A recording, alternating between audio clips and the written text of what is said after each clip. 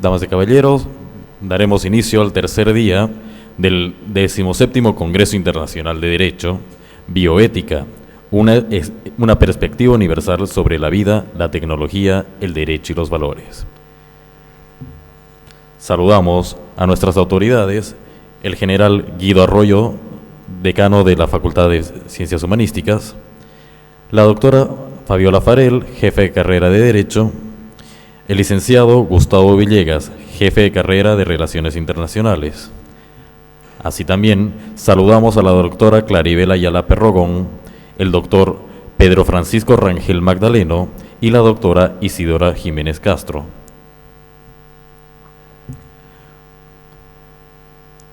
Para empezar, invitaremos a la doctora Claribel Ayala Perrogón. La doctora Claribel es experta en niñez y adolescencia, formada en el área de violencia de género, abogada de profesión, ex juez de niñez y adolescencia, especialista en educación superior, docente de posgrado y conferencista. Autora, entre otras publicaciones, del libro de El interés superior del niño, niña y adolescente. También coautora del libro El acoso institucional al órgano judicial. Coautora también del libro Crisis de Identidad. Recibimos así a la doctora Claribel Ayala Perrogón. Un fuerte aplauso, por favor.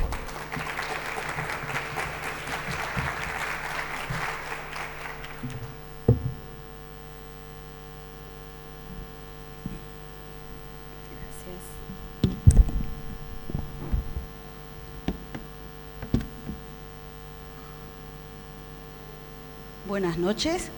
Saludar a las autoridades de la universidad prestigiosa UDABOL, que nos honra siempre en el tema amplio de lo que es abordar temáticas que son de absoluta realidad, y es por eso cuando nos hicieron la invitación a primera, dijimos, bueno, aquí estamos, ¿no? Para poder transmitir en cierta manera algunos de los ciertas experiencias, si es que alcanza el tiempito, digamos, que nos están dando, para poder transmitir algo de las experticias que nosotros hemos tenido en el conocimiento y también desde el juzgado, como desempeñamos en algún momento como jueces de niñez y adolescencia, violencia y sentencia en el norte integrado.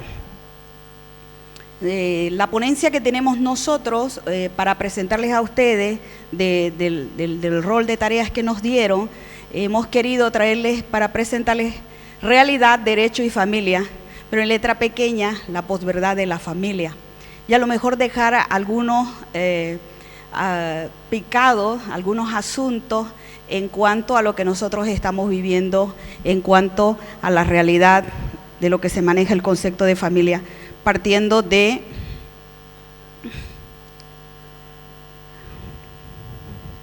el tema de la implementación de tecnologías, reducción, dimensión de espacio y tiempo, crisis económicas y pobreza, la temática de los niños en frontera. Nosotros estamos conceptualizados a nivel mundial como el 5º país que hace tránsito de niños, o sea, trata y tráfico estamos hablando, el 5º país. Y en el norte era el índice más alto cuando estaba yo hace unos 2 años, para ser más específico, desempeñando como juez de niñez. Entonces estos altos índices nos trae a nosotros el que podamos entender cuál es el manejo de los conceptos que tenemos de familia, cuál es la realidad y cuál es el derecho, cómo nosotros nos comportamos. Ahora fíjese que se está manejando, y antes de pasar, toda esta dinámica, toda esta problemática genera en cierta manera una tierra fértil para casos internacionales con repercusión directa en la niñez y en la familia. ¿Qué es la posverdad? ¿Cómo entendemos el tema de la posverdad? Solamente para poder adentrarnos a algunos conceptos en términos generales, es el manejo que se está haciendo ahora y el uso y el abuso de los medios en cuanto a los medios masivos, el Twitter, el Facebook, como dicen el WhatsApp. ¿Qué más tenemos nosotros? Twitter, Instagram. ¿Qué más? Claro, en mi época el chat era irse hasta la cerca del vecino y de ahí enterarse qué era lo que hacía el otro vecino. Ahora en menos de un segundo repercute una noticia a nivel nacional. ¿Cuántos se enteraron que ayer detuvieron a unas activistas en el Palacio de Justicia? Y fue cuestión de segundos. Se subió la noticia porque alguien graba con el celular y sube la noticia, ¿no? Y dicen, las detuvieron, las agarraron, otros dicen, y empiezan los comentarios. ¿Cómo manejamos nosotros entre lo que es real y lo que es verdadero? ¿Cuáles son esos conceptos? Cuando hablamos de la posverdad estamos hablando como que hay una transgresión semántica del concepto de en los tiempos. Por decirle, nosotros ahora estamos hablando del concepto de familias o de familias. La Constitución Política del Estado, en el artículo 62, habla ya del concepto de familias, de las familias. El Estado reconoce y protege a las familias como el núcleo fundamental de la sociedad. Y algunos nos hemos quedado todavía con el concepto de familia solamente. Estamos hablando en singular. Pero hoy se viene a reflejar un concepto más amplio en el tono plural para poder ver qué es lo que tiene regulado el Estado. Entonces no hemos creado una realidad o nos hemos quedado con otra realidad. ¿Qué es lo que dice la Constitución con relación a los derechos de la familia? ¿Qué es lo que dice la Constitución con relación a lo que abraza ese derecho de familia? Y lo que nosotros entendemos que está siendo protegido y garantizado por el Estado, y qué es lo que no está garantizado por el Estado. O qué es lo que nosotros nos los muestran de esa manera y resulta que en la práctica no había sido así. ¿Sí? Le vamos a dar unos ejemplos. Entendimos que era, aquí doy un ejemplo en el tema de la posverdad, que básicamente viene a ser como una tendencia en la creación de discursos argumentativos que caracterizan a partir de asumir, ser objetivos con algo que a lo mejor es falso.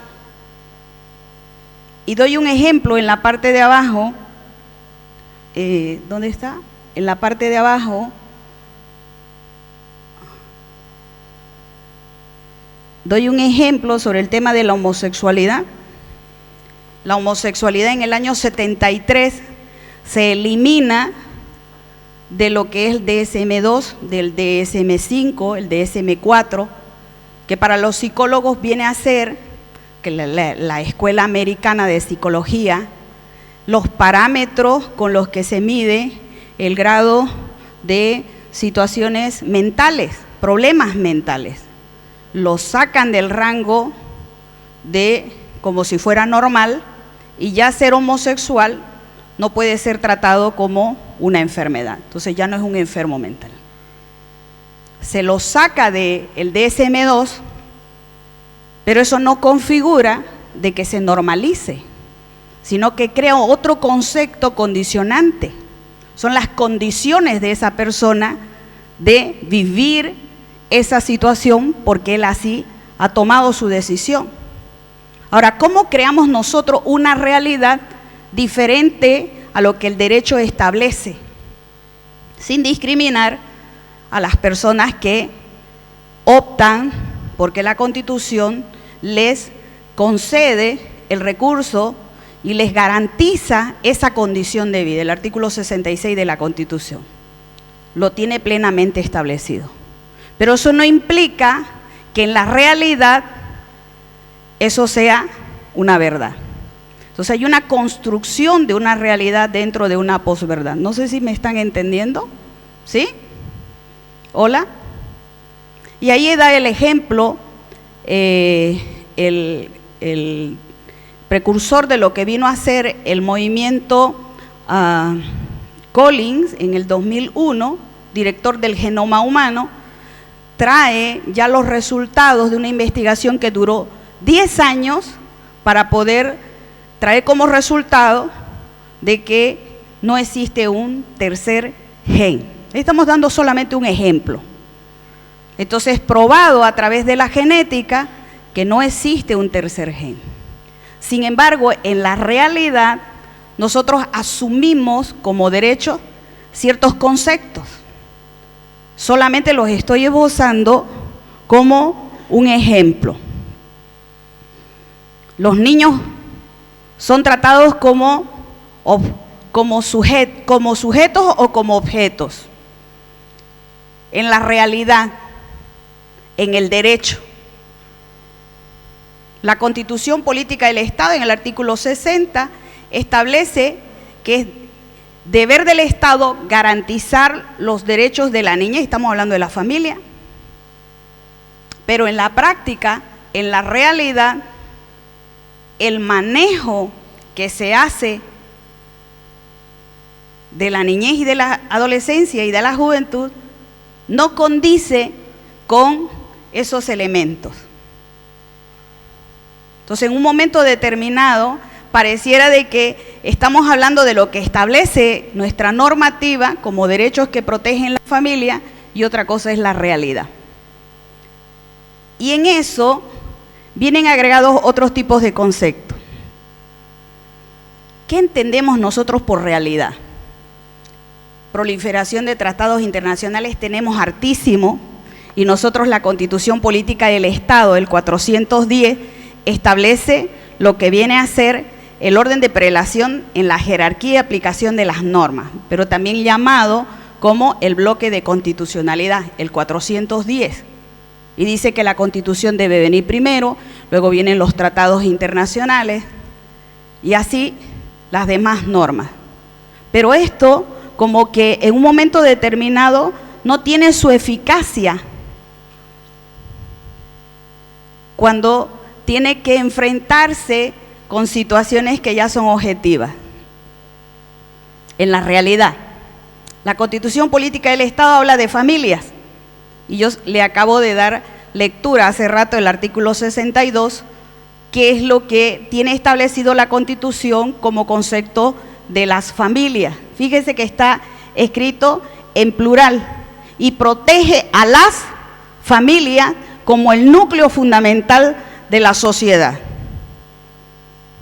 Sin embargo, si usted mira un poco más adelante en la Constitución, el artículo 63, el 64, regulan solamente para las relaciones heterosexuales y no regulan para otro tipo de relaciones, pero le garantiza el derecho a las familias.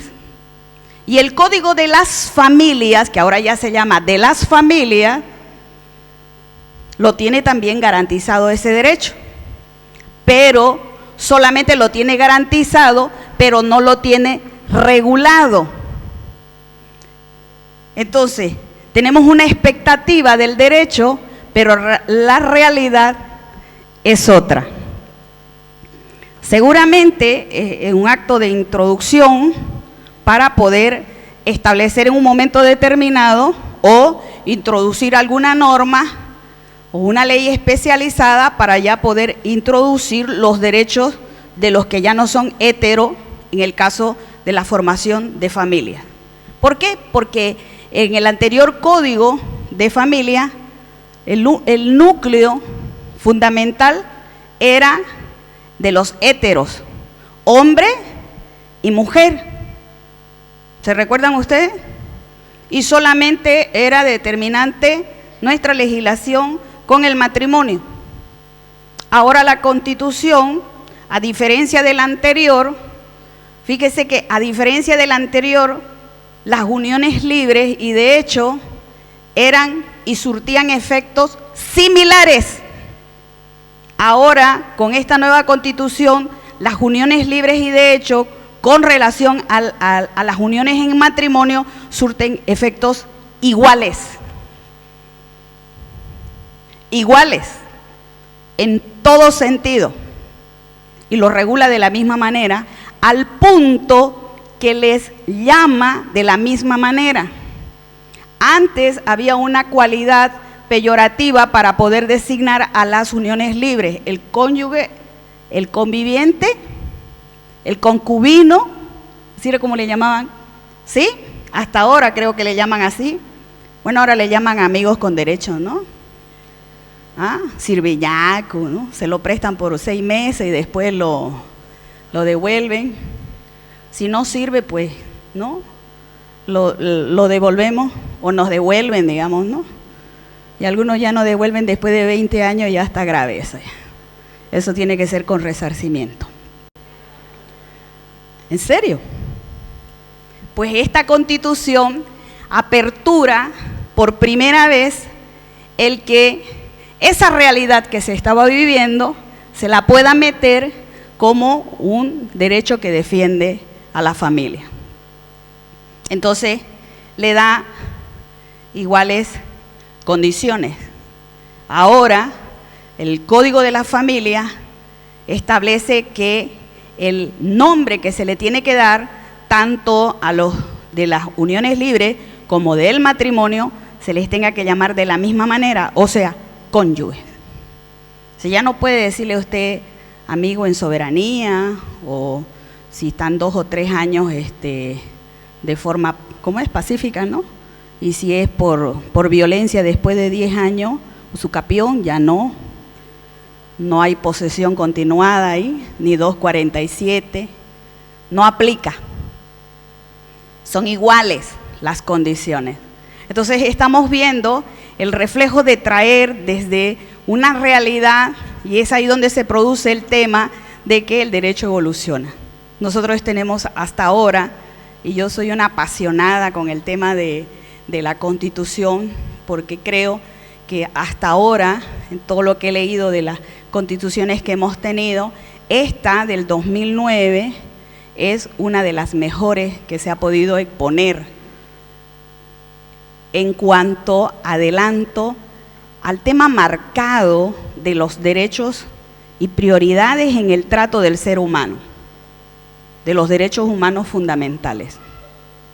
Y hoy solamente nos estamos deteniendo en cuanto a lo que es el derecho de la familia y la realidad, porque una cosa es el derecho, cómo se lo establece, y otra cosa es la realidad, cómo se la vive.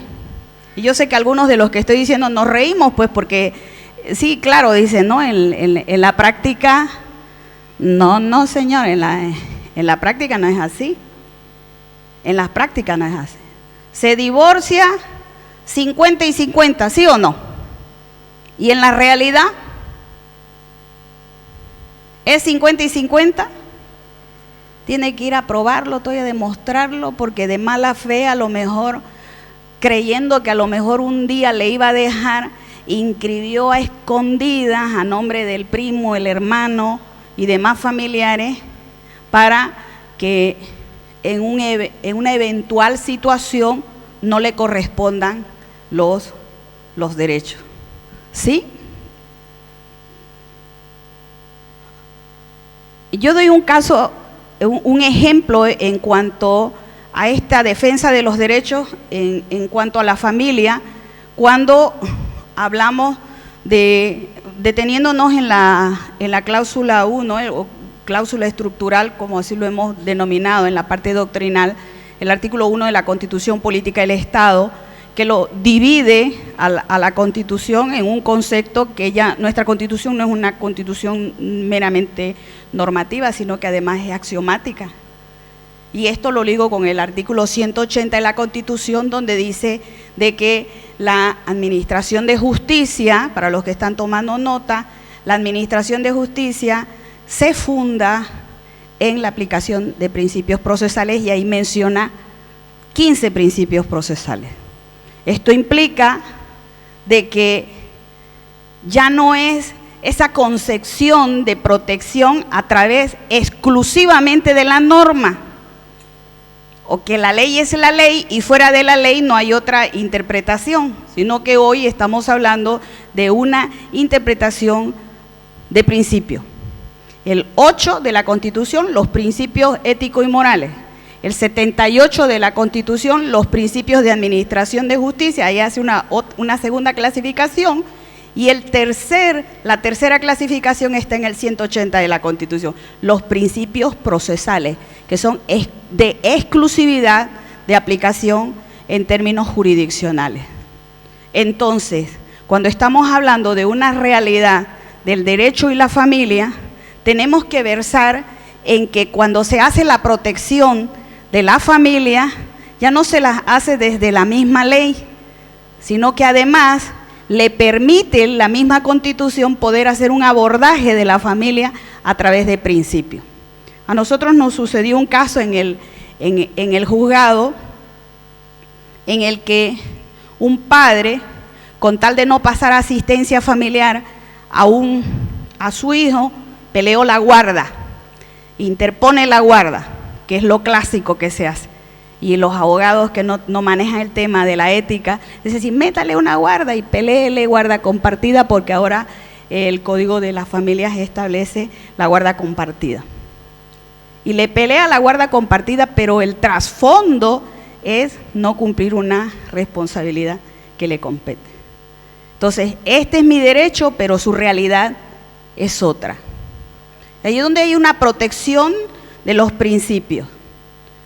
Y mandamos una trabajadora social para hacer una investigación de campo, y la trabajadora social indica que el señor, desde que el chico estaba, desde sus 2 años ya tenía 7, nunca le pasó una asistencia regular, y eso lo decían los familiares de él, los familiares de la otra persona, y concluimos nosotros de los principios éticos y morales.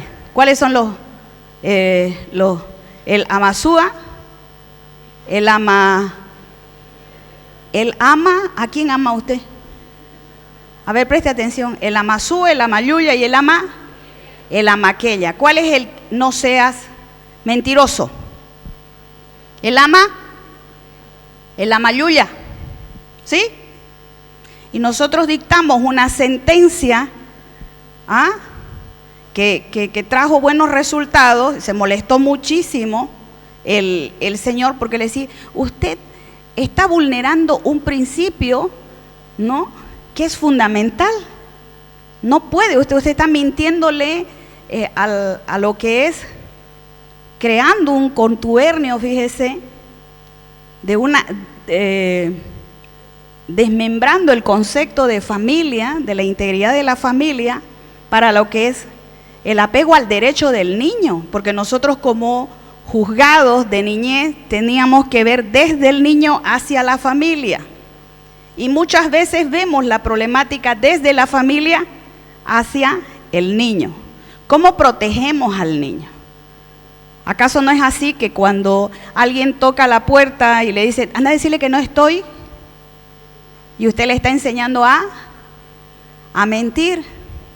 Entonces, menos yo podría después, ¿sí?, tomar las riendas de un derecho o exigir un derecho si yo estoy mintiendo. Como dice el principio, no se puede exigir un derecho basado en la vulneración de otro derecho.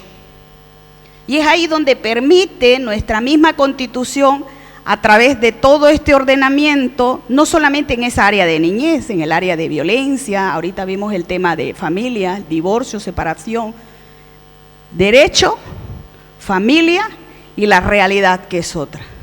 Pero esa realidad, para que no se convierta en una posverdad, en una falacia o en una mentira, debe pasar justamente por, si se puede decir, por el prisma en el que la universidad nos forma a todos nosotros en el tema ético. Y ya vamos concluyendo en esto, porque me muestran 10 o 2, no sé si es lotería lo que están jugando aquí. No, mentira, ya estoy controlando. Entonces, para ir concluyendo en esto, de que dejarlos picados a ustedes, de que puedan investigar los casos que se nos presentan en la realidad. Y concluyo con este caso en el tema de violencia. La ley establece de que cuando la 025, la ley del órgano judicial, para ser más específico, el artículo 15, establece el orden de jerarquía en la aplicación de las normas, la Constitución primero, con relación a las demás normas, las normas generales y las normas especiales. Pero cuando hay conflicto entre la norma general y la norma específica, lo dice claramente el artículo 15, se deberá aplicar con preferencia la especializada. Entonces, cuando se trata de situaciones de familia y de niñez, como se desprendió la legislación de niñez, se desprende de familia, el familia se convierte en derecho general y niñez se convierte en especializada. Entonces, en ese orden, si yo tengo que aplicar esos principios básicos, tendría que dar preferencia a la ley de niñez. Y en caso de violencia, ahorita vivo un caso de eso que a mí me tocó vivir, y tuve que enfrentar por ahí una denuncia por incumplimiento de deberes, porque nos llega a nosotros, a la oficina también, un caso de violencia para atenderlo. La 348, que es la ley de violencia, es una ley especializada de protección a la mujer. Entonces, por más que sean delitos en área penal, es área especializada y su trato debe ser preferente, porque así lo dice el artículo 15 de la Constitución Política del Estado, donde hace referencia que el derecho de la mujer a no ser violentada es un derecho no solamente fundamental, sino que es un derecho humano. Entonces nos llega un caso como eso, como fungía como juez de sentencia, el Código Penal dice de que se debe radicar el proceso y señalar audiencia de juicio. Pero se trataba de área especializada.